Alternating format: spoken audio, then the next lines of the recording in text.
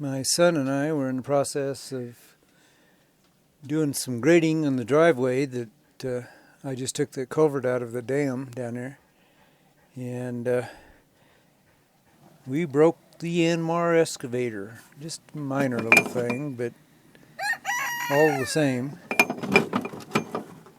Don't like it when these kind of things happen, but they do happen.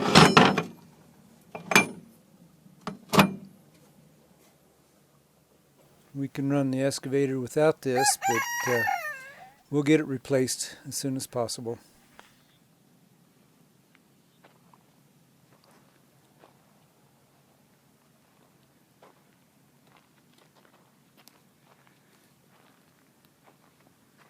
Keep checking back. I've got 2 videos I'm working on this project, so I'll get them out to you as soon as I can.